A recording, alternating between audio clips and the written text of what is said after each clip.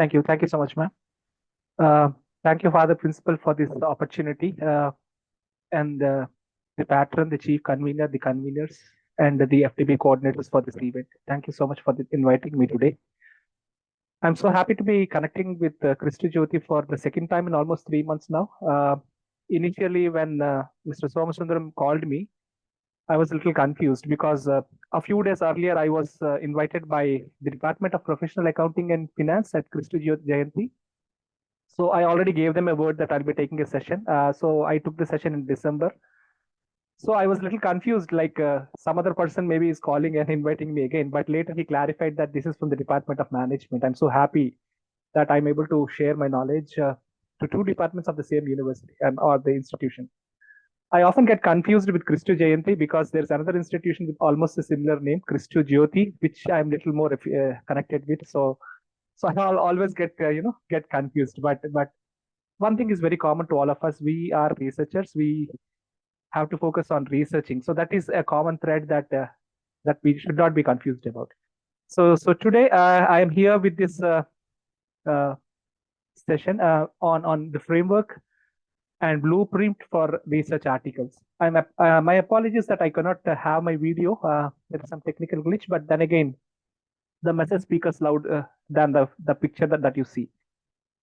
So hi, my name is Dr. Vijay Kittu Mandan, and I work in multiple disciplines. Basically, I can't, unlike you, say that I come from management or maybe sciences or something like that. I really like the reason of researching, mostly because when you do research, you think out of your normal limitations.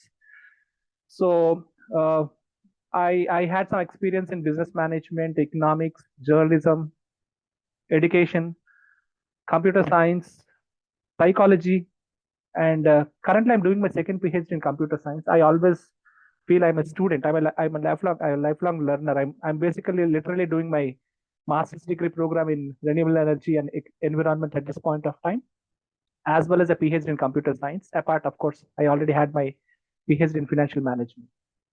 So the more we study, the more we read, the more void that becomes eventually visible to us. So that inspires me to continue to pursue research and work in this area. And platforms like these, FDPs, etc., are one of the nice tools by which we can exchange knowledge. So I'm so happy that we have around 150 plus registrations here today. I'm so happy that each of you are dedicating time to learn. This is a very important activity. Without learning, without reading, you can't do good research. And without doing good research, you cannot publish good research. You can publish few papers, one or two, for the sake of publication, for the sake of institution asking us to do something.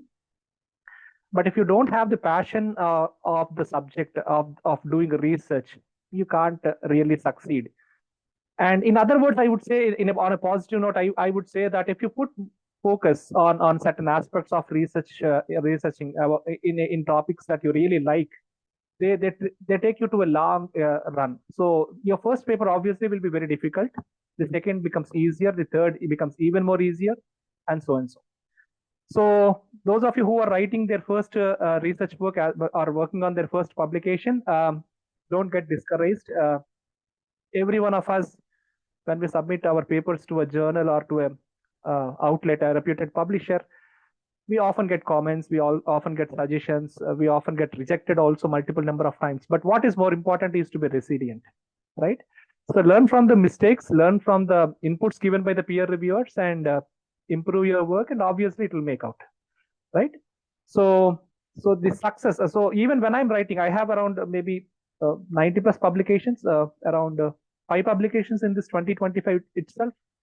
But every time I submit a new submission, it is as good as a first attempt kind of a thing, a first writing kind of a thing, because all the reviews that happen in publication are blind reviews. So the person who is reading your paper do not know what is your name, what is your profile, what is your designation, what is your background.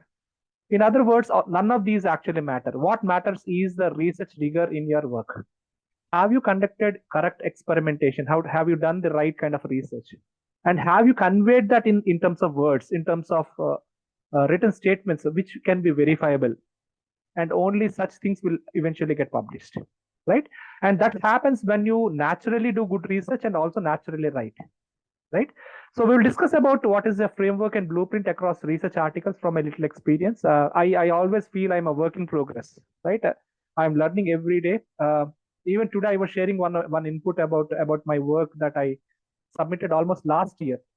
Last year, Jan 2024, I submitted a work to Springer, and there was one simple silly mistake. It looks like simple and silly when I tell you the mistake, but when I'm writing myself the paper, I really don't know why that mistake has come. But the proofreading etc is happening now, and then we got the mistake, and then they said you will fix the mistake and come back to us. So publication takes a lot of time. So if you're targeting for publications this year, it means to say that you should work much harder. I would rather say that if you work now, maybe 6 months down the line, you get a publication.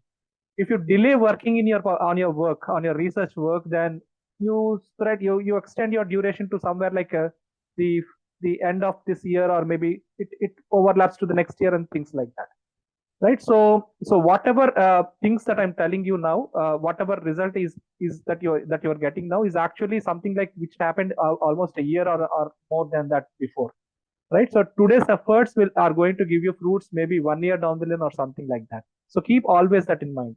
Publications in reputed journals will not happen overnight. They take a lot of time for peer reviews, for editorials, and even proofreading, right? So don't expect quick returns to come, or quick results to come, or quick success to come. In fact, quick success, as we say, is a cheat. It tries to bluff you. So look at a durable success rather than quick success, and that comes from the quality. So today, as I'm telling you, I'll focus on my personal experience as well as the agenda of the day. So I'll try to mix both of them. Feel free to ask questions, post the questions in the chat box. I'll occasionally go through your messages in the chat box, and if it is relevant, I will definitely try to address. So feel free to interrupt, because I don't know how much time we have. Once I start talking, it'll keep on going, because I just don't give you theoretical or rule driven kind of a perspective, but also from my experience, my personal experience as an author as well as an experience as an editor, because I see both the sides of the coin in terms of research work. Now, so I often ask as to why you are worried about writing for research. Each of you have lots of reasons, right? If I ask you why are you focusing on research writing, then just think of for it for a second. I'm sure something is in your mind at this point of time, and it will coincide to some of the points I'm going to talk about. Some of us write research because we want to attract reader interest, and because we are intellectuals, because we are academics, the platform for showcasing research is a reputed journal or reputed book chapter, or a publication which happened in a good publication outlet, or maybe you want to do a good funded project. So for the funding project, you have written something, right? Basically, whatever you write, you should create interest, and you can create interest only when you yourself have the interest on the topic. I've seen many friends taking up research topics which they are not interested in, and they are writing because they want a publication to happen. When you do these kind of things, you write out of a quick in a hurry kind of a thing, without really understanding what is the depth of the meaning of the words, etc., right? But when you like something, when you really show energy or enthusiasm on the topic, the way you write will differ. And when you write in such a way, you obviously will get reader interest. And who are the readers of our work? Our readers are not laymen. Our readers are the scholarly community. Our readers are co-researchers. I use the word researcher in a broader way. It includes scholars, academicians, PhDs, those in the industry, etc., whosoever is interested in research, right? So if you are able to attract a reader interest, he or she is going to read your full paper. And if a person is impressed after reading your full paper, there is a high probability they will cite you in their upcoming work, if it is touching. If you're able to touch the author with your research work, and if a person is spending a time to read a full paper, it means obviously his subject interest is also connected to you.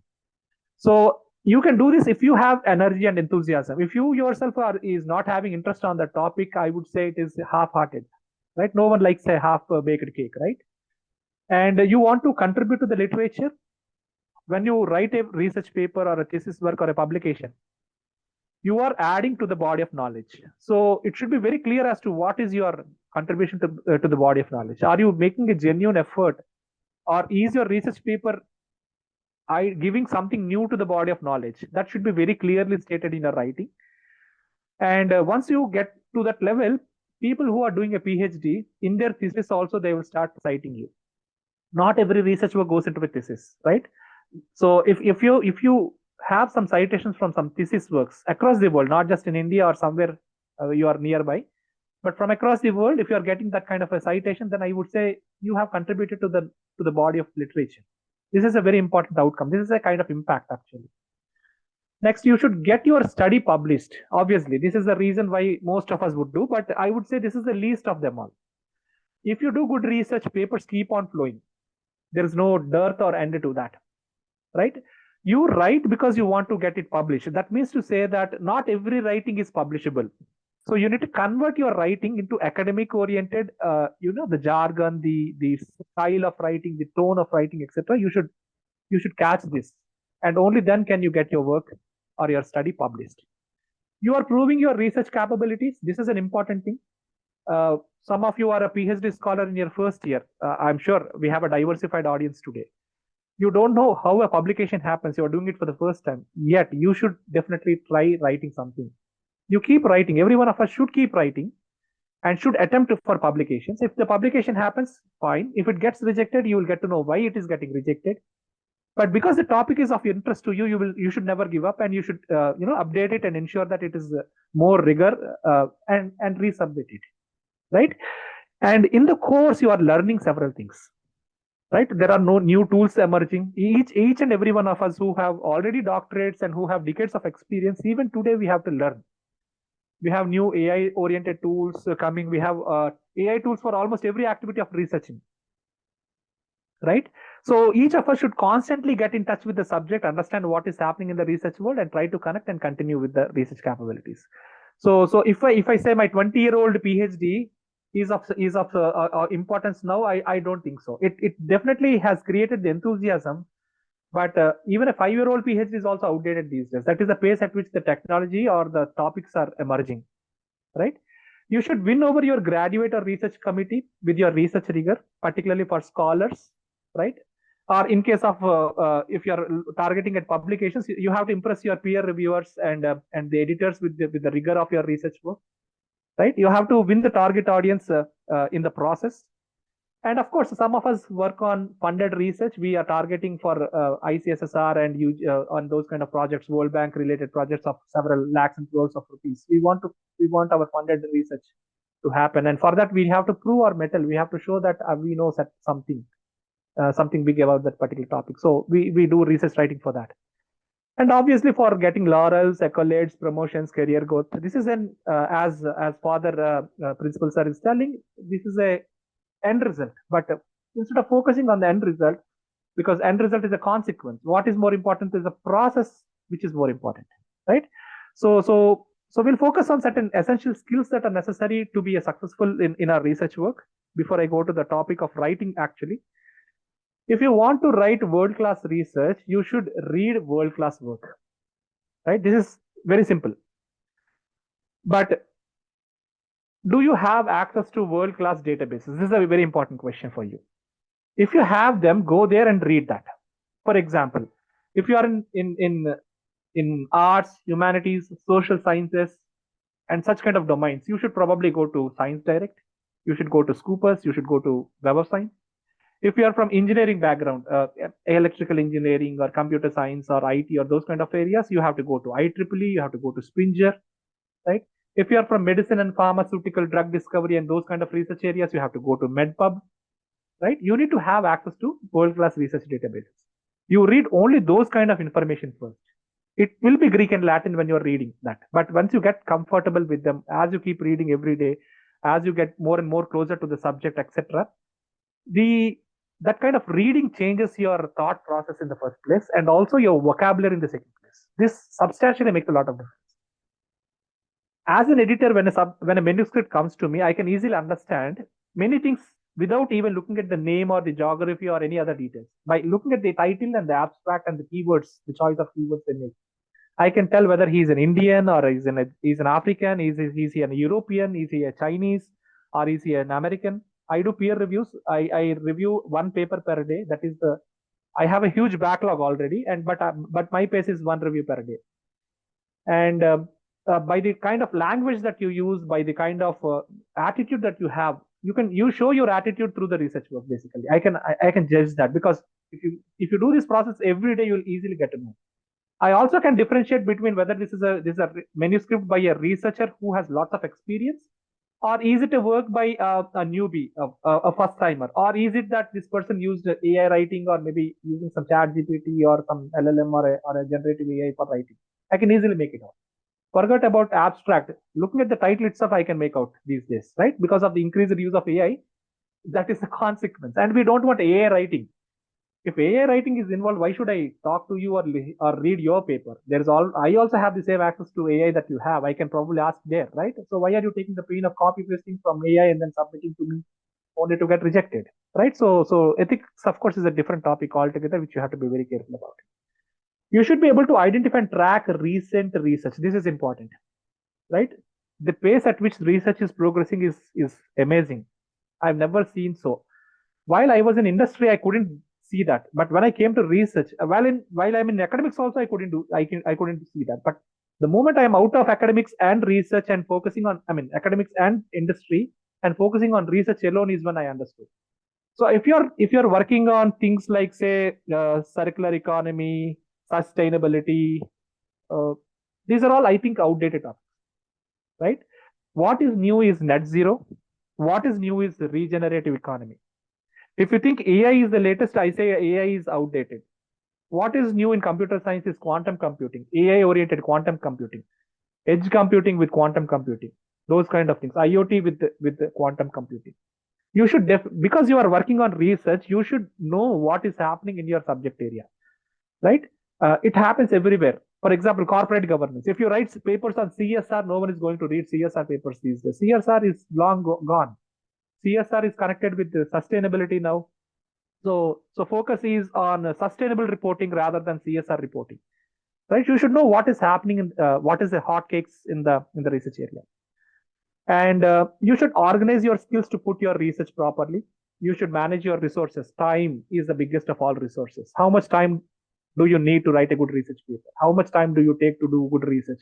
How many time do you take to collect data, or collect or analyze data, right? These are all very important things. These are some tools that you have to build up work on. You should be you should have MS Word, Excel, other researching tools like SPSS or whatever, and AI skills as if they are on fingertips. It should not be a huge mountain to go to MS Word to start writing.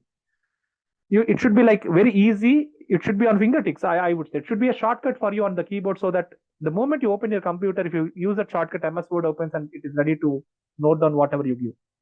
Right? You should know how to use all these kind of very simple things, very simple tools. I'm not saying that you have to buy or subscribe to bigger things. Even with free, open source, cheap, low cost kind of things, we can start doing research. My PhD is for the purpose of my PhD, I used only MS Excel for analysis. While everyone is saying that without SPSS you can't even do a good quality research. SPSS is also sufficient. Excel is also sufficient to do good kind of a research, right? So you when you need something, you always have a way. SPSS, IBM SPSS, the license costs a lot of money. There are alternatives to you. We have PSPP, for example, or many other such tools available. So get to know which are free tools available for doing those things. And I always think that, it's a human tendency that all of us think that we are so great in our subject areas. That comes by virtue when we are a teacher. But we should be very humble and down to earth, right? I go to conferences sometimes as a resource person, sometimes as a person who is presenting a research paper, or sometimes just as a participant, right? And every time I go to an FDP or a conference or such kind of event, what is the thing I'm going to, apart from the subject, I also make some friends there, right? I always feel that I cannot do anything. I always need, I'm you look practical in your day-to-day life. You cannot be successful alone. You definitely need so many people helping you in order to have your life going. In a similar way, a good research comes only when you have collaborators, when you have a good network of collaborations. And when I say collaborations, he is not my friend next to me, but he could be a friend whom you have never met. He could be a friend who is outside your country, outside your department, outside your institution. You should have such kind of networking and collaboration, right? So I really like working with some people. I always am open to working with people. I never say no, but I gain experience when I work from them, and based on their attitude towards researching and the energy they put in, I will continue the engagement. Otherwise, that is the first and last paper I work with them. That is how I treat. So I'm very fortunate or blessed, I would say, that I have nice, good collaborating friends, wherein my friends say they are working on some research paper. They will put my name, but they know I won't take their name for my name into that very easily. So they gave me a task. They say, sir, I'm allocating this task for you about this particular data part or data collection or data analysis or research writing or dealing with the journal, etc. So they truly do what is called collaboration. It's not about stealing or getting my name into publications. That is not what we want. That is not ethical at all. Also, so we have to work as a team, and it is in the team that we share our energies and the expertise that each of us have, and with that comes good research. You will learn so many things. I connected with a researcher in Indonesia back in November, and I've learned about narrative writing in arts, how to evaluate a movie for that matter, and we wrote a research paper, a Scopus Index research paper on that particular movie. It connects with psychology. We are 5 authors in the team, and all five of us are from different departments, from different countries, from different subject areas. Each of us have put in, and it is definitely going to come like a good work. We already made the submission. So that way, I always am open to.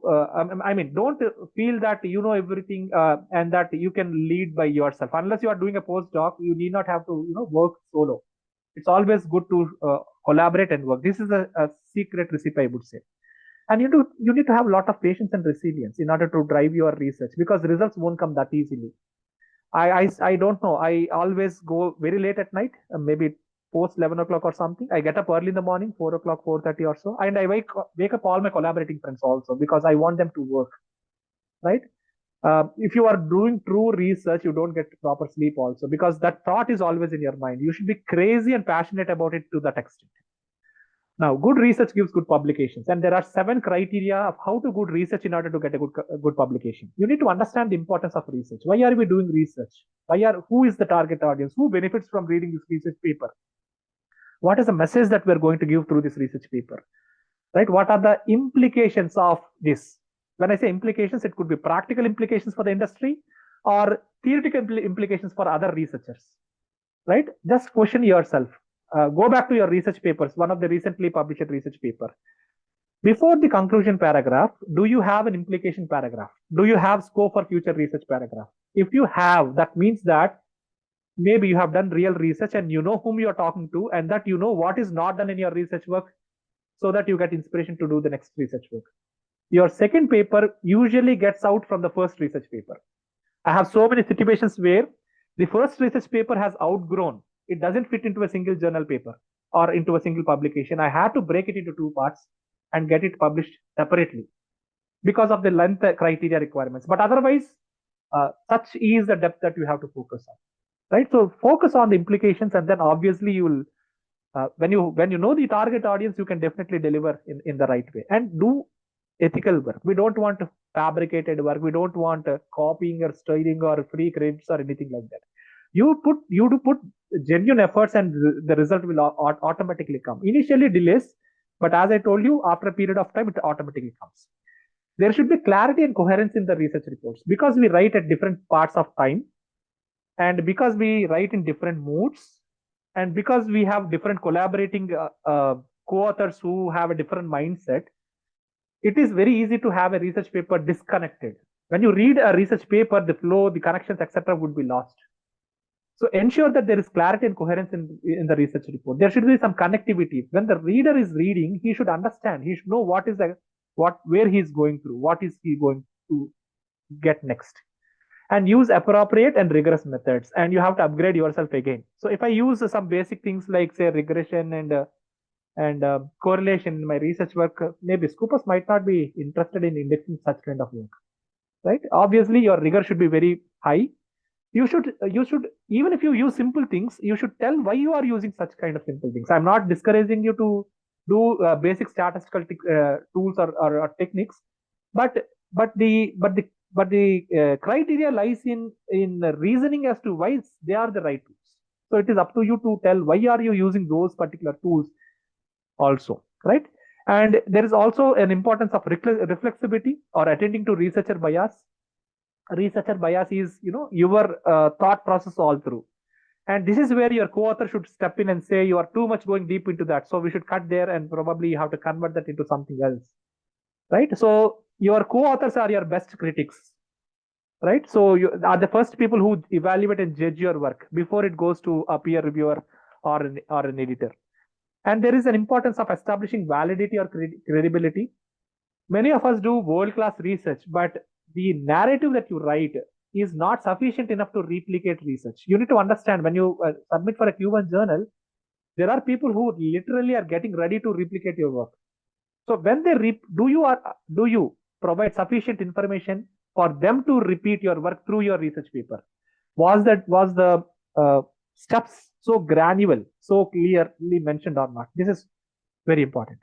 And finally, verification or reliability will help you. You have some tools, automated tools for that, statistical tools also available for that. So definitely do them, right? And when if you want to start with good research writing, you should use academic English. And academic English comes when you read academic work, right? So you should definitely read a lot of work, right? As I told you, the databases are your connection to good quality work. So access those databases, connect to nice journals, high quality journals, read them. And the pace at which you read is also very important. I would say that if you are a PhD, if you are a seasoned researcher, you should be able to read at the rate of one research paper per day. Now you say, sir, I don't have time. My college is already bugging me all the time. You should make time. No one has time, by the way. None of us have sufficient time to live our lives. And if you want to be a good researcher, you should make time. So find out where you can make time. So the only time I make is, late nights after my office professional work is over, or early in the mornings where my mind is reset, it is fresh, I can start fresh. Or maybe during lunchtime or during travel, whatever it is. You find out a time. I literally remember I was doing one of my post-graduation degree by traveling, in the bus, because the bus journey is almost an hour every day. I used to read Economic Times when I was in college, right? And that is how I got interested into management studies, into business studies. I basically come from sciences. I'm a BSc and MSc and MCA first, and then an MBA, right? So none of us have time. You should be finding out your way. Now you don't have to carry Economic Times newspaper. You have digital versions of it. And I'm not telling you read magazines or something just for the sake of time pass or anything. Don't procrastinate. You should read high quality academic work, and you should write. The biggest problem is that we are lazy to write. That is what I have observed in most cases.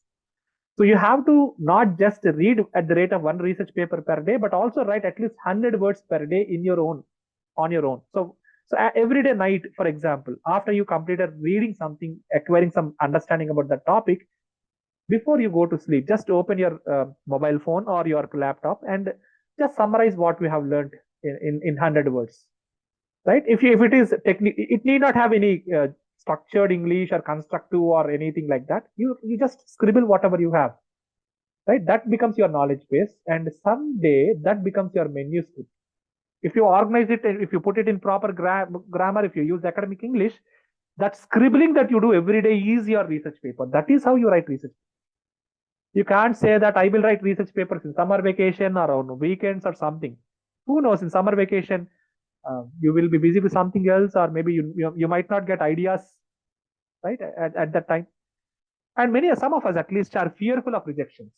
No one likes to be rejected, right? But without getting rejected, how can you become sharp? How can you become better? How can your research become better? As peer reviewer, I would have rejected 30% of submissions I've received. And I tell why I'm rejecting. Every peer reviewer gives you the reasons why they are accepting or rejecting. So you should understand the reasons. Forget about who the peer reviewer is. Don't feel bad or good about the peer reviewer. Put those emotional part aside, because he doesn't know who you are and who you do not know who he is. And even if you know, there is nothing that can be done. But what is important is a message. Some of us are fearful of certain things. We have a fear of rejection. What is the fear about? And you should overcome these fears. Otherwise, you never can settle. If you are working in fear, you can never be happy. No matter what you do. So you have to overcome your fears, and you can overcome with your fears only by getting rejected. Right? Rejections are not the goal. If you should be resilient in order to get rejected, and then again get it published in the same journal or in something better than that. So what are the common reasons for getting rejection in our research works? Originality is important. Do you think your research work is original, or are you writing something which is already known? If that be the case, there could not be some interest by the editors. Your work might have a missing wow factor, which means if the person who is reading the research paper, he says, I already know this, what is there in this? This I hear from PhDs. So in a PhD thesis discussion, or even a pre-talk in the university, etc., after the PhD topic is being heard, the panel members say that what is new in this? I already know all these things. That means that you have not created the enthusiasm necessary. You are fearful of public scrutiny. People in my organization are going to read, they may comment on my English, etc. Don't worry about any of those things, right? You feel you are unworthy. I don't think that anyone is unworthy, right? Each of us, even when we don't have even a good publication, even if you don't have a single publication, also the moment you are thinking of researching and research writing, you are definitely better than many other people who are not doing that. So don't think you are not unworthy and that your paper is waste or anything. Every paper is carrying some message. That is very important. And you are unwilling to describe the ordinary. There would be too many non-useful rules. I believe that always rules exist for a reason. You need to understand the rules, or I would say you should be mature enough to understand the rules in order to appreciate them. Or you may feel that you are wrong and that your publication has some mistakes and that you might get caught. Don't worry about it. There are peer reviewers and editors. So when a publication happens, it's not just your capabilities, but also the limits or corrections that the peer reviewers and editors have done. And no one is getting caught in this. I mean, it's not about catching you. It's about you showing your passion through your research work. That is very important, right? So keep on struggling with this. Now, coming to the writing part of your work, I'll focus for the next maybe 20-30 minutes on this part, right? I know the time is halfway through, but the framework, as you know, is very important, and we know this. This is no Greek and Latin. Everyone knows, but I don't know why, but most of us commonly miss this part. Now, what you have to do, what each of us have to do, is that before you start writing, target some journals. You should understand where or what are you targeting at. So pick some journals that interest you in your subject area, right? If you are having some setbacks in recent times, go for a lower level. It is not necessary that you have to target for a Q1 journal straight away. You can start slow. You can start with lower levels, maybe Q4 or even less than that. What is important is to have some publication first. And once you have some publication, you have a profile. You will have a Google profile. You have a ResearchGate account. You have some reputation already in hand. And then target for the next higher levels, and then keep on going. From Q4, it automatically goes to Q3, Q2, and Q1. Right? You are improvising yourself as you progress. So, right? So the framework is very simple. If you take any research paper in any subject area, this is what you have to put. And what you have to do is, after you read all these research papers, the picture that you see here, it's called a hourglass, right? This hourglass picture. Some elements may be there and some elements might not be there. For example, in reputed journals, you no longer see literature review. But there are some journals in Q4 as well as in Q1 who have a dedicated literature review section. Now you may ask, sir, this journal doesn't have literature review. Does that mean that I don't have to do literature review? No, it's not like that. It means to say that literature review is probably blended with the introduction paragraph. There is no separate literature review, but it is part of introduction paragraph itself, or the introduction section itself. Now you may say, sir, this journal doesn't have methodology. Okay, they might not have methodology, but they may have a methods section, which could be a different alternative. Methodology probably is a bigger word. Method is a practical oriented word. Journals look at practicality in terms of action. They don't want too much of underpinning, theoretical underpinning. I mean to say, some theory is important, but unless it is a theoretical oriented paper, most of the papers are application oriented papers, are putting something into practice basically, right? So what I mean to say is that you don't have to look at these concrete sections, but they could be merged along with some other things. They are like a body parts, I would say. Is your hand separate from the body? No, hand is attached to your body. Otherwise, it's not a part of your body, right? So all these things are like that. So imagine your body I mean, imagine the research paper like a human body. Each and everything has some role to do, right? Don't think that some section is less important or easy to do. Nothing like that. Everything is very important. Your peer reviewers are going to read your paper at least 10 times. At least that is what I do. Before I start commenting, I should read your paper. I should understand your knowledge, ideas, or thoughts, or your uniqueness that you have brought, or innovation that you have brought, right? So let me quickly also take you to the structure of a research paper. This is a very common structure that you see everywhere. This is specific to management and psychology, but with some variation, you can probably use it for other departments also. I'm sure today we have lots of diversified audience. But typically speaking, for example, if you see title, name of authors and their affiliation and ORCID. Now, what is ORCID? If you don't know what is ORCID, it means you don't have a Scopus publication so far, or you might not have studied sufficient research papers of high quality. I would say ORCID is the Aadhaar card of researchers. You know how important Aadhaar card is, right? In a similar way, if you claim that you are a researcher, you should have an ORCID. Lots of YouTube videos are there. ORCID is free to apply and get. So go through that. You have to write your abstract, keywords, JEL classification. What is JEL classification? Every subject area has its own classification. JEL is for economics.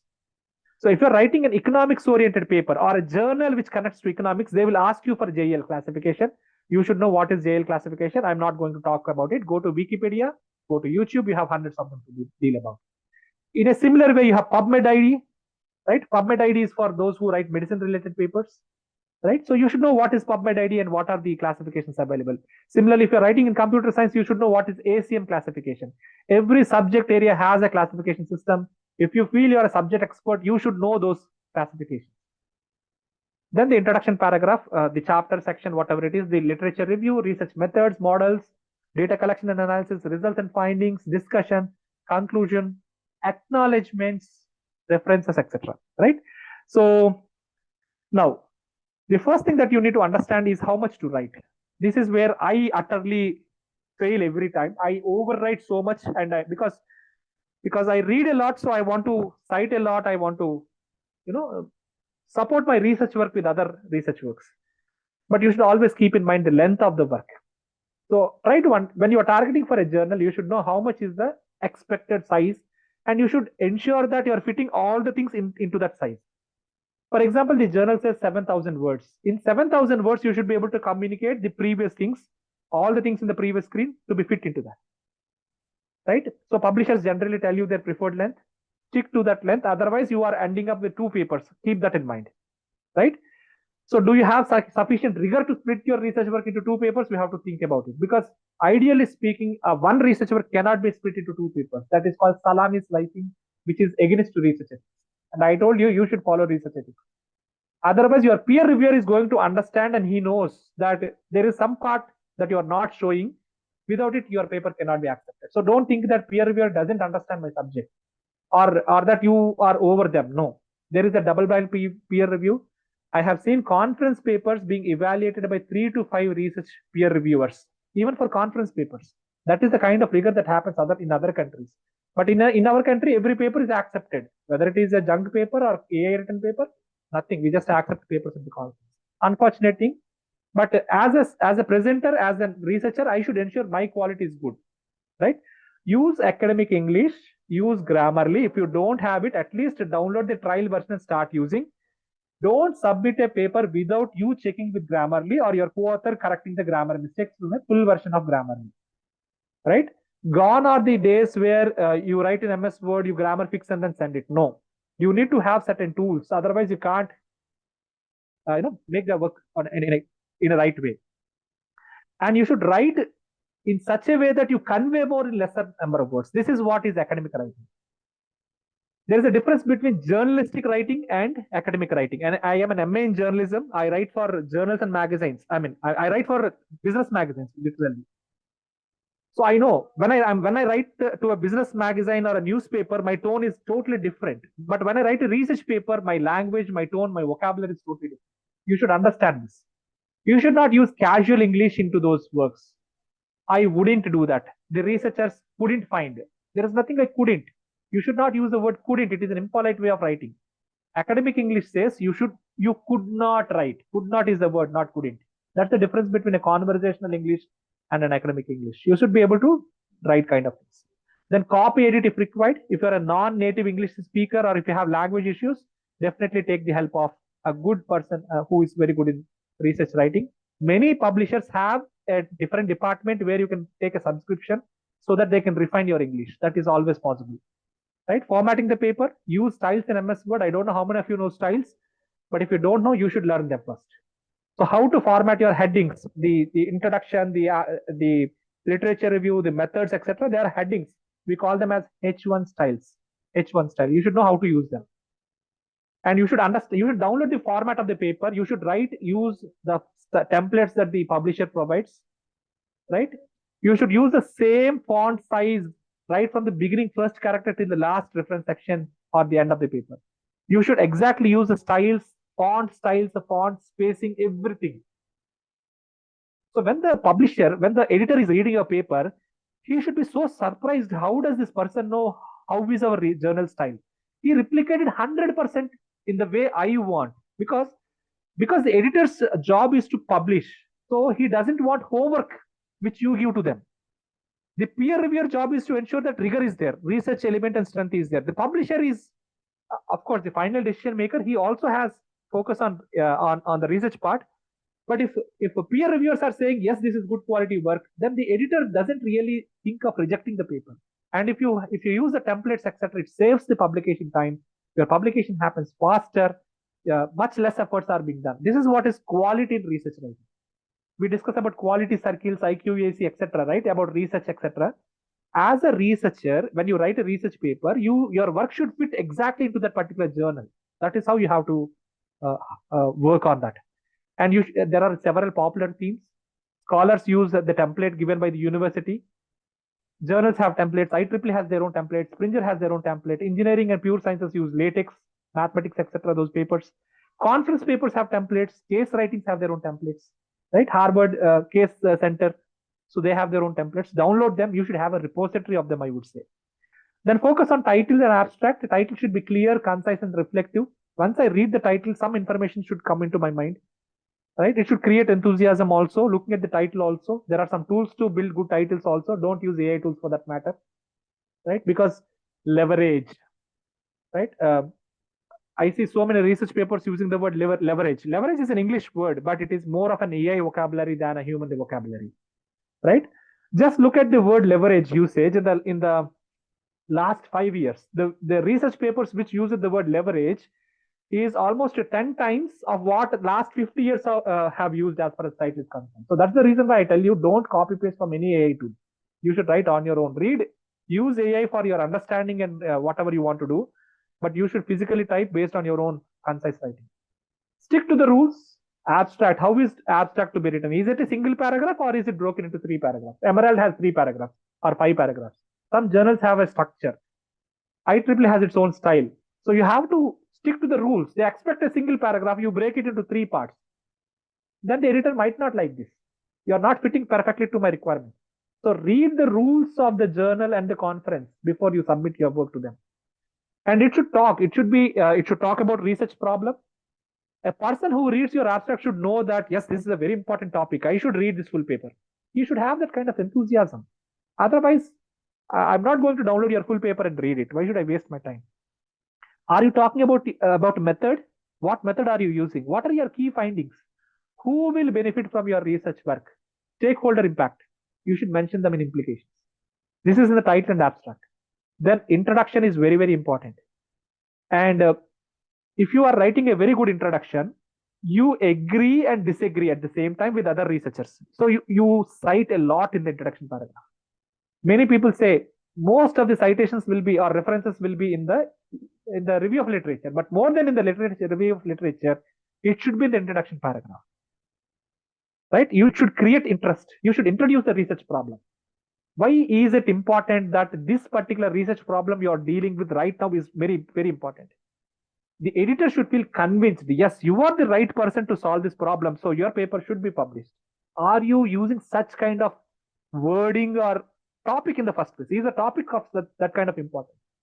If you are writing about landline telephone wires, landline, no one is using these days. But if you write a research paper on that, or you mention that even in your paper, it is useless. Your references should be latest, 2021 onwards. Last 5-year research work is more important than anything prior to that.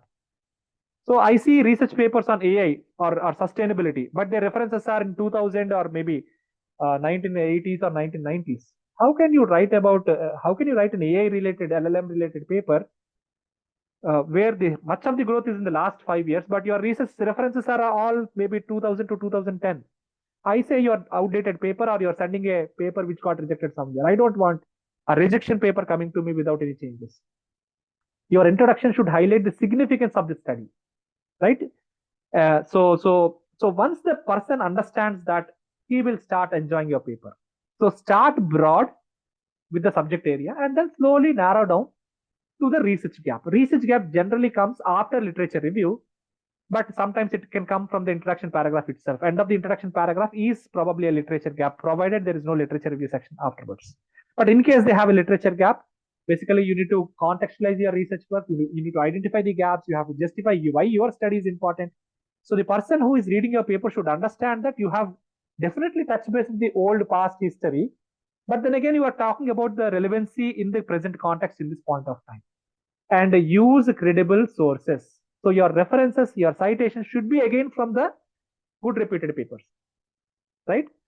So when you are targeting for good reputed publications, you cite also from reputed publications. So the references you give should be from some Scopus journal or a Web of Science journal, but not from a predatory journal, or not from a Google Scholar indexed, only Google Scholar indexed kind of a journal. So be very careful what you are citing. Don't cite any publication which is not peer reviewed kind of a work. If it is peer reviewed, even if it is not in Scopus or Web of Science, also it is fine. There are many journals in reputed publishers like Emerald, Sage, and InterScience, which are not in Scopus or Web of Science, but they do peer review. They have a rigorous process, so they are also credible sources. But don't go for unknown publishers where there is no proper review work, etc. And synthesize. What I see people doing is they are summarizing. We don't want summaries. Summaries even AI is going to give you, and we have literature tools for that. We want synthesis. Okay, you read 10 papers. What is the summary of all those things? When I say summary, individual paper can give you a summary. But if you, it's like peeling and then crushing the orange also to get the juice kind of, or the lemon to get the juice. That is synthesis. So when you're doing a literature review, you write on your own, and you support also saying that this person and this person agreed, but that person did not agree. That is the kind of writing that you do. Methodology is important, or methods is important. Why? Because you should not just get the result, but you should also tell how you got the result. And the research community should agree that the process that you follow to get the result is also important. That is where the methods and methodology section comes into picture. So you should explain how you have conducted the research. How did you plan your research in the first place? How did you collect the data? In one of the cases, I'll tell you, there is I generally lift so many people. First time publications, I help them. I volunteer a lot of time for others than for my own reasons, because when you understand that research is very important, when you can't do the research, you should support others in doing research. So to encourage others, I probably try to help them. And there is a person who is asking for a Scopus publication, desperately looking for that. And when I asked for a paper, after going through the content, his survey was on for 50 students. So his survey that is being conducted is on 50 students. I asked him, what is the population? Population is a few lakhs or maybe millions. If your population is millions, how can your study stand with just 50 audience? Right? The 50 audience could be biased, not sufficient enough. So your data collection is missing. You go back, conduct your research work again, collect more audience. Collect the opinion of more people, do a reanalysis of it, and then come back. If you're targeting for a Scoopers journal, how can you go there with them with a collection of survey of 50 sample? If it is interview of 50 people, then it's a qualitative study, I would have understood. But if it is a quantitative study, if it is just 50 audience, not at all sufficient. Forget about it. I don't want to even associate with you. So I tell you, you go correct and come back to me. I will continue to help you on. So if you are not doing good proper research, you have to fix those issues before you target for those kind of things. Data analysis. Are you using the right tool? You should support. You should tell why is that tool relevant for your work. And you may want to cite also that particular XYZ researcher also did that. Right? Hence, I would say the shift of burden. You need not have to prove that this is the right match because you are citing and someone else reputed publication already carried that. Right? If a human publication uses the same tool for the same kind of requirement, and if you are using that, then no one questions you. Right? So that is the purpose of citation. That is the purpose of reference. Ethically, you have to do everything that you do. Don't bypass ethics. Right? Bypassing ethics will help you in the short run, but it will not help you in the long run. Results should be very important. Results are conversion of the coded data into connecting back to the research work. Right? So result section makes very important. So result section is going to tell you whether you are agreeing with others or not agreeing with others, or agreeing with the existing research work or not disagreeing with that. Right? You should use a lot of tables, graphs, charts, etc. Use lots of creatives. Not right. Show pictures. You have lots of graphical tools. 20 years ago, we don't have good graphic tools. We had to struggle even to draw a flow chart. But now you have lots of tools. You can draw. You can start creating images or figures using PowerPoint. I practically do that. Right? So don't think that I need to have that Visio only to draw flowchart. No, you can use, if you have the plan, you can use any tool for that purpose. Right? And be objective and avoid interpretation. Too much of interpretations. People understand what is p-value and what is the chi-square value. Right? By looking at the table, if you show there, you need not have to give elaborate interpretation, because people are not just interested in statistical evaluation of your work, but also how your statistical finding connects back to the industry, connects back to the body of knowledge. So that is more important. That is where discussion comes into picture. So what is discussion? Discussion is the connection between your results and to the subject area again. People read the discussion section even if they don't understand the statistical or the methods or anything like that. There could be industry people who read your research paper. They don't know what is SCM or what is factor analysis or whatever it is. They are not bothered. Do you think the CEO of a company is interested in whether you use this confirmatory factor method or some other method? No, they are not interested. They are interested in how are you converting the analysis, data collection, or your interview or whatever thing that you have done back to the subject area. That is where the discussion comes. So it should probably interpret the results, relate the findings to the broader questions. People forget that they have stated research questions. You have to remind them again, this is my research question. So I collected the data, this is my finding, and this is how it connects to the body of subject. You have to talk about implications. You have to talk about limitations. I really don't like some people who say that it is a comprehensive study. I don't think a study can ever be comprehensive, considering the pace at which research papers are. So avoid using extrapolating words, right? It's very easy to identify them. I can understand whether you feel that you have done the complete research work, or are you a down-to-earth researcher. Even after collecting data from thousands of people, you feel your study is still limited to India or still limited to some small geography. So acknowledge your limitations. Those limitations someone else can probably identify and then fix that in their research work. Your research work is not going to be the end of that subject area. It is like marathon. It is like a relay, I would say. Right? In the athletic relay, you carry the relay torch for some part of time. This is your time. You have written a paper. It is getting published. Later, you have to give the torch to your student, to your co-author, to your next person, to your colleague, whosoever it is. Right? And continue the research work. So you should give sufficient pointers, acknowledging the limitations, saying that these are the future studies. So maybe you yourself get inspired from reading your own research paper, and you will probably continue your research paper. The second paper I write is usually getting inspired from the scope for future research of my previous paper. Because when I really work so many months of time to write and redo the conduct and experiment, I know what my limitations are. And given one more year, I will probably write a better than better work than this, right? So be critical and reflective, and try to avoid overgeneralizations. Overgeneralization means your findings apply to the entire world. Are you really sure it applies to the entire world? Have you really found out about those aspects in other areas? For example, you write about financial inclusion. Okay, from your Indian perspective, from your geography perspective, that is fine. But what about African countries where financial inclusion is still a problem? What about countries like the US where UPI is not there, where payment systems are very, I would say, primitive compared to Indian systems? So don't overgeneralize saying that your research is connected to the entire world. Definitely spend sufficient time in those areas also, and try to write research papers that are global in nature and not local in nature.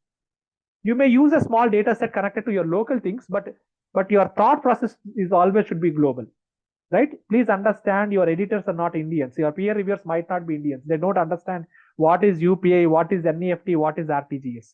I specifically give these examples because one of my research paper in my PhD thesis got rejected only because the editor doesn't understand what is RTGS. Now, for us, RTGS and NEFTs are common. I mean, I'm talking about 5-10 years ago, right? So then I realized my paper is definitely great paper in India, but it is nothing when a person in the US or Europe is going to read my paper, right? So think about those geographies and their requirements also. Conclusion is different from abstract. Conclusion is different from introduction paragraph. Conclusion should summarize your work, but it should not again repeat what you have entirely done. Conclusions are very crisp, like the abstract, they should be crisp. But I've seen conclusion paragraphs themselves in pages. Then what is your discussion doing? Are you going to repeat the same thing story again? So typically speaking, you should understand your audience. The audience read the title, he got interested. He opened the paper, he read the abstract, he got still interested. He is going to come to the conclusion paragraph. He understood what is your finding. Then he is interested in how you have conducted the experiment or what you have done.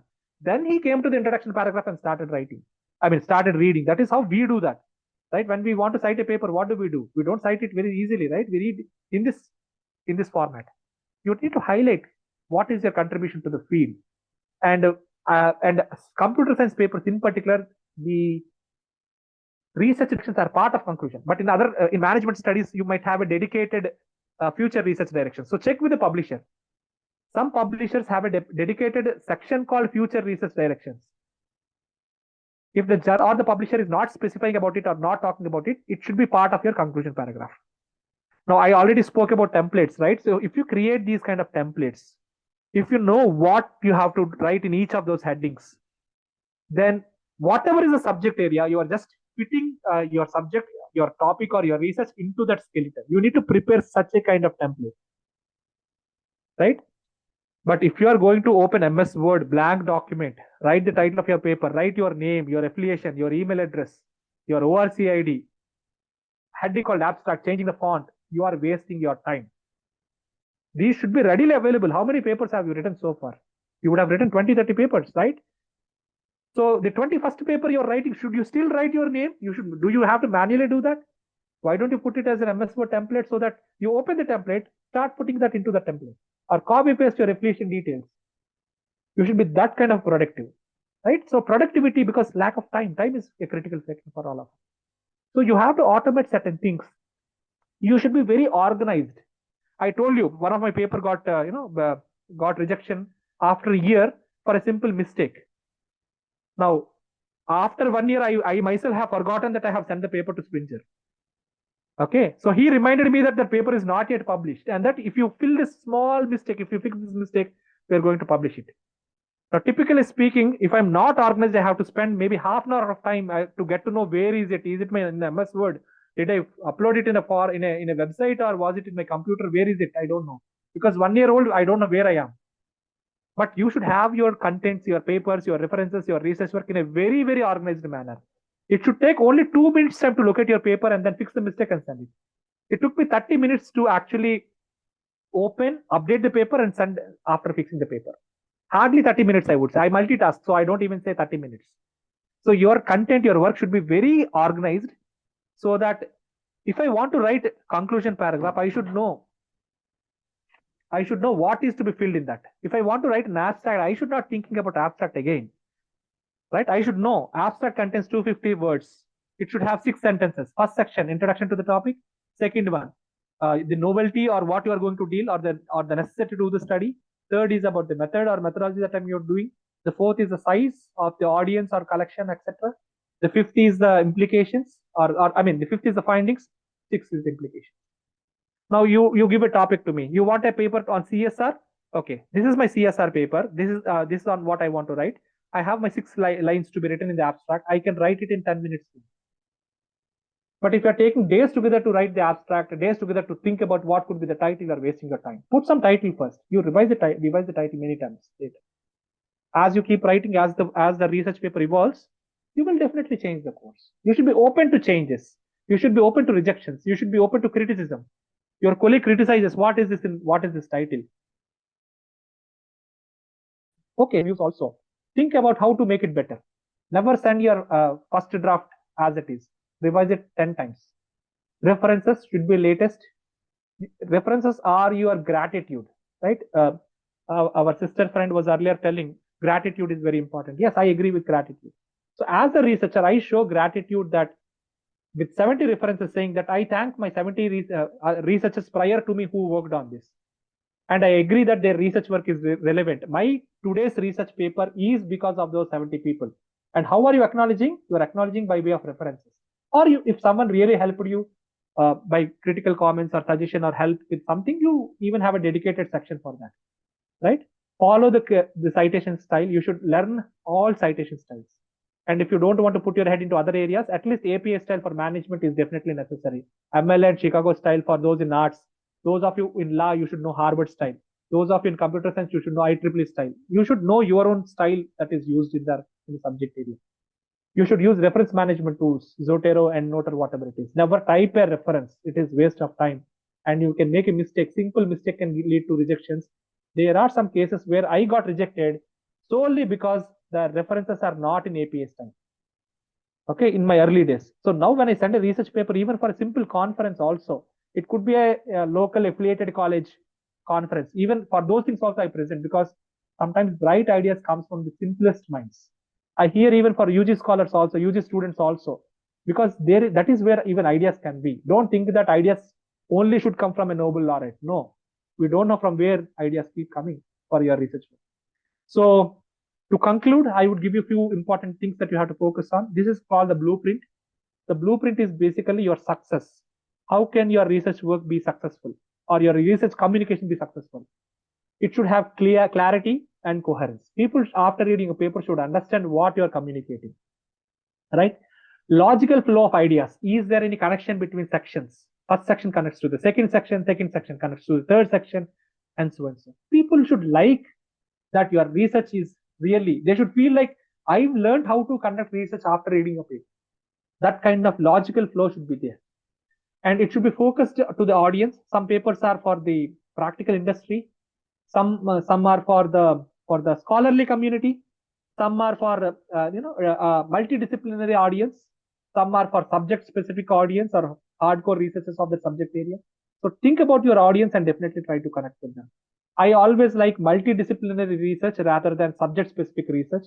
I don't think, I mean, after these AI, etc., have coming into picture, I don't think any subject area is pure in itself.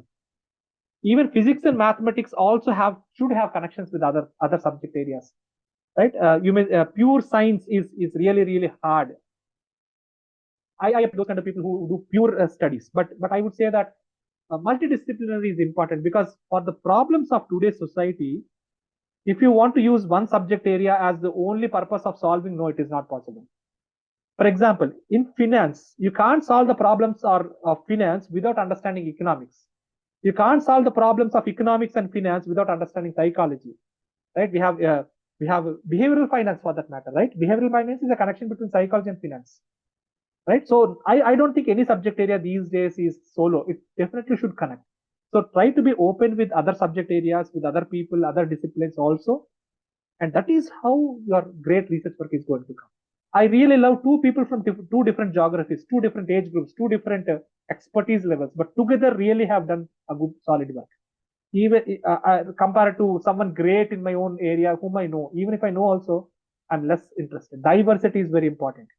Diversity means combination of several things in your research in terms of affiliations, authorship, collaboration. you should follow journal guidelines. Journals do not hesitate to reject your paper because they have backlog. Generally, all journals have at least into 10x kind of a log. If I want to publish 20 papers, I have 20 into 10. That means 200 to 2000 papers. As editor, I'm talking to you because I see this every day, right? So out of 200 to 2000 papers, I have to filter and bring 20 papers for a issue to come, right?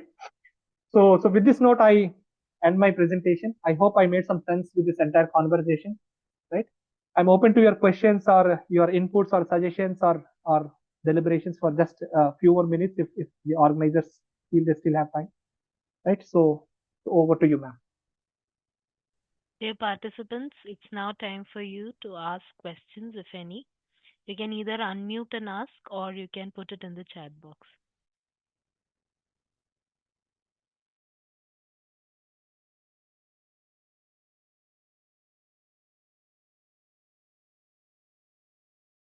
Typically, when students are not asking questions, the teacher starts asking questions, and the teacher picks a student at random in the room.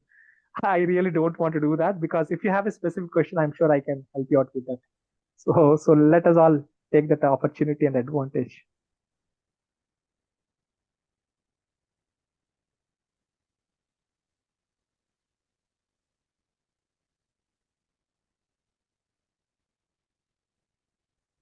Don't be shy.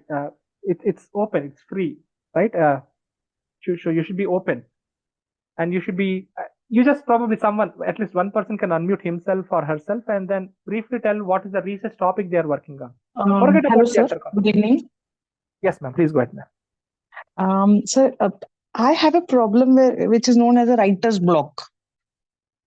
So I start the research. I'm very, full of zest and all, but in between, I just lose my track with my regular teachings and the other responsibilities. So how do I keep up with my motivation till the end, the conclusion of the paper? Since these papers are very, the length is quite long, and I need to really, dig deep into whatever I'm saying about the concept. Nice question, ma'am. This happens because we tend to forget what we are going to do, right? So we pick up a good topic, but the moment we move into another work role or any family related activity, we forget about it. So the only tool for this, for any one of us, whether you are a seasoned writer or even if you are a newbie, the only thing is to have discipline. So you need to make a habit of reading and writing. And as I told you, we can't have dedicated time. I can't spend 1 hour of time to read one full paper, right? I should make some time. So, what is your comfortable time, man? You need to find out what is your comfortable time every day to read at least one research paper. You find out first how much time do you have. For example, assume that I'm a very busy person. I have only 10 minutes of time for my research work. Every day during that lunch break, there are days where I'm literally having my lunch and reading a research paper.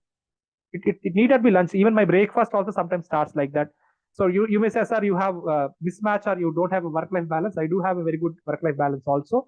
But then again, you need to find some time which is convenient and which you can repeat on everyday basis. So every day, read one research paper, and by the time you go to sleep, summarize that research paper. Put that into words. That conversion of that paper into words may or may not be relevant to your research work, or may not be relevant to the current work that you're working. Sometimes it can be irrelevant also, maybe mismatch or bad collection or something like that. But then again, if you keep on reading and writing also on the same day, and if you can do it for 365 days, I think that you have 365 references already in place. Even if you do for 1 month, say for example, you have 30 references sufficient enough to give a strong solid foundation. Do it for 3 months, 90 references. Out of 90, only 60 are useful, sufficient. Only 40 are what I'm using in my paper. So you're filtering from 90 papers to 40 papers, right? So that itself is automatically coming from you. And when you're reading someone, generally when we read papers, we tend to be critical in nature. Oh, what did this researcher do? He didn't do anything, right? His collection is very bad. He took the wrong audience. That means you have a better idea than him. Why can't you do that? That sample size you say is 50. Why don't you do a similar study with a larger sample? Someone did it for 500. You do it for 1,000. Your study is definitely far better than their study because you have more data being collected, more rigor is there, more strength is there, right? So you need to build some good habits basically. And I don't go to research papers. I don't have to search every day to get a paper. Paper should come to me, right? So in Scopus, for example, in Web of Science, for example, in Google Scholar, for example, you have something called alerts. So every day in your subject area, an email comes to you, right? So read those emails. That will have the latest papers, 3-5 publications, but only one is what you want. So read that. Whatever time you have 5 minutes also, just read the title. If you read else title, and if you read, say, for example, 300 titles, obviously you can write a better title for your own paper, right? So reflect back. How can I improve my title? How can my title be better than his title? Am I covering all those aspects, etc.? That is how you improvise. There are many cases where we do rejections just looking at the title, forget about abstract also. Because as I get about it, we don't have to put our finger or time into the remaining part. I know how much of AI will you use if you are using AI for title preparation itself, right? So we want original work to come. We want human work to come. We want original, nice, good ideas to come, not AI driven or AI written kind of things, right? So I hope I answered your question, ma'am. Discipline is the bridge. Excellent, sir. Very nice answer. Thank you so much. Right? Yeah, consistency. That's what the consistency, and then I think perseverance. Two things. Yes, sir. Thank you so much. Yes, ma'am. So there is one question in the chat. What are the common reasons for journal articles rejection? It itself is a very big story. First reason is that you picked up the wrong journal, right? People send me papers asking to publish, but I don't have it. My journal doesn't discuss about it or deal with that. So how can I take your paper, right? So understand the scope of the journal. Understand who are the audience of the journal. Is your writing style in that or oriented towards that? For example, my journal doesn't say, I'm just giving you an example. My journal doesn't publish literature reviews. So don't send me literature review. Don't send me meta-analysis. We are not going to deal with that. We deal with empirical results. Some journals say we are dealing with empirical results. So unless your paper is empirical in nature, don't send it to us, to that journal, right? So mismatch basically. Your work and their requirement is different. So mismatch is the most common reason. Rigor could be another reason. Silly mistakes could be another reason. You don't believe the reason of my rejection after 1 year is that I misput the number for a figure. So there is one figure 2, figure 3 is missing, figure 4 is there, right? So that is the reason for rejection. Of course, it is cringe, they do that, but unfortunately, it took a year for them to do that. Had I been more careful, there would not have been rejection, right? By now, my publication would also have happened. So once you feel my paper is ready to submit, ask your co-author to critically evaluate as if he is taking a fresh view. Ask your colleague to go through. How many of you are asking your colleagues to evaluate your paper? At least what from places I've seen, my research work is like a defense secret. I don't want to talk about the title also, forget about audience or anything. People feel like, they are like, their work is a defense grade kind of work. No, your research is for the humanity. So talk to people, talk to your students, talk to your colleagues. Who knows? They give you a good idea. Your entire course of your paper could change because of that. By this, you bring diversity in your paper. Your application of your research work can widen if you bring in multiple diversities. Right? As I tell you, editors are really pushed by the journals, by the publishers to bring in diversity. So if I don't have a foreign author, the chances of a Q1 journal accepting my paper is very slim. A hardcore Q1 journal, because in editorial forums, etc., we editors will talk about these kind of things. Otherwise, your paper is going to be biased to your geography. It is very common. Look at the language that we use, the choice of words, etc. It's very easy as I tell you as to from which geography the paper is coming. Right? So bring in diversity, bring in co-authors who are really hardworking to you. You should have that thing, and then obviously rejections won't happen. And your templates, your style, your rigor, etc., if they match everything, the rejection will not happen. Initially, it is very common because we have foresight, we overlook things. But once you get 2-3 rejections, you will be more careful. So rejection rate obviously keeps on reducing as you progress. But you should be resilient enough to write also, even after 5 years, 10 years, and 20 years also. So even if you are writing a research paper, even after 20 years of your PhD or even 10 years of your PhD, I think you are still a great person. Because after your PhD, many people stop writing and they get scholars, and scholars are writing for me is what they see. I don't think so. A scholar still writes for his PhD requirements, but as a supervisor, as a HOD or whatever, I mean, we have lots of audience here, so each of us are co-authors of that. So we are responsible to ensure that good quality work is coming. So do your homework hard, and rejections obviously will come down, right? Anything else, ma'am? Anything else, friends?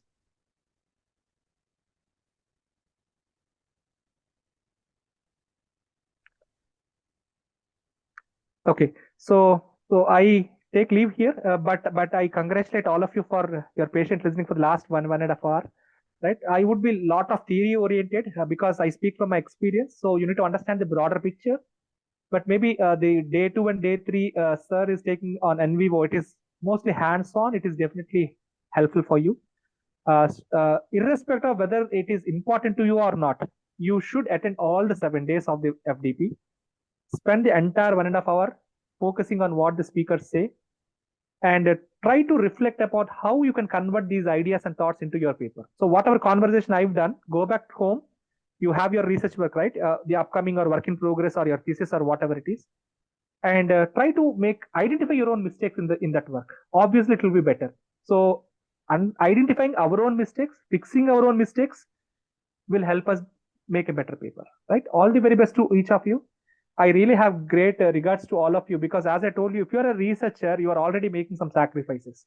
But if you focus and then convert that into something meaningful by good collaborations, don't think that you can do anything solo. Be in collaborative mode. Each of you work hard.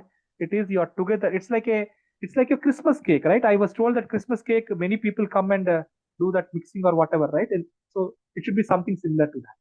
Right, that is how a good research work comes. Don't push everything to the first author, right? And don't join into any authorship if you are not contributing to the paper, right? So politely stay away. There is no need for publications. If you do good genuine research, publications will automatically come. Focus on research publications follow automatically. But if you're not focusing on research and focusing only on the end result, then maybe it is not a durable, sustainable recipe, right? All the very best to all of you. Have a great time ahead. Thank you. Thank you.